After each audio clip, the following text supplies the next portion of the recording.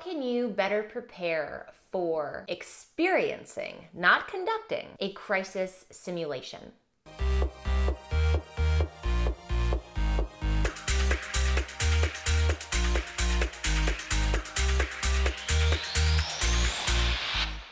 So I recently did a video that discussed crisis simulations and how there's such wonderful exercises for helping you implement that crisis-ready corporate culture.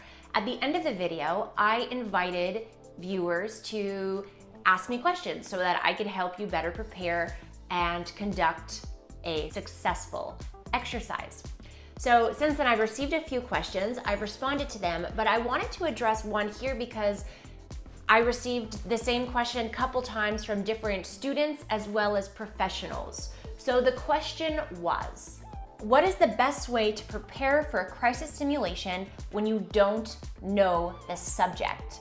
So two versions of this question came to me. One was from a university student, and then the other one was from somebody who works at an organization, and the organization was about to put the team through a crisis simulation.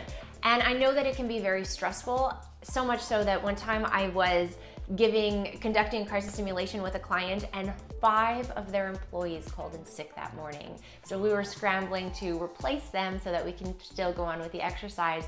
And they called in sick just because they were nervous. So don't put too much stress on yourself beforehand. So the best way for you to prepare for experiencing a crisis simulation is, if you work for an organization, be familiar with the program, be familiar with the crisis plan, and come to the exercise being very familiar with your specific roles and responsibilities. The point of a crisis simulation is, in part, the element of surprise. So you're not supposed to know very much about the actual exercise and the scenario that's going to be playing out. So the most that you can do is come prepared, knowing the program, your roles and responsibilities, who you need to collaborate with, what their roles and responsibilities are, etc., etc.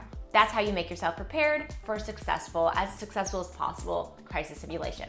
Now, if you're a student and you have a brilliant professor, because I know a ton of brilliant professors out there that are actually putting their students through crisis simulations, and it's a wonderful exercise. So if this is the case and you're a student, then you don't necessarily have an organizational crisis management plan or crisis preparedness program.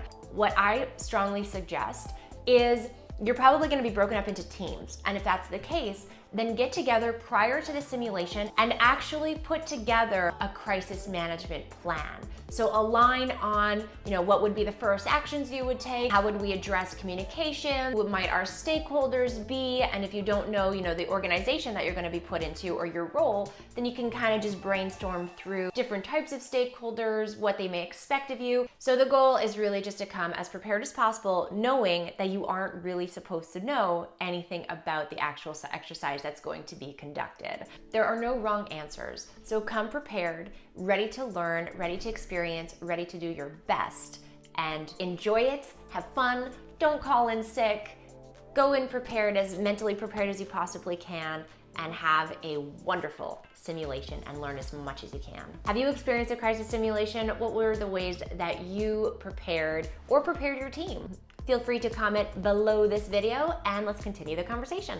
Did you enjoy this video, and is crisis preparedness and crisis management important for your organization? If so, be sure to subscribe to my channel because I release a crisis-ready video pretty much every week with the goal of helping you implement a crisis-ready corporate culture. So be sure to subscribe.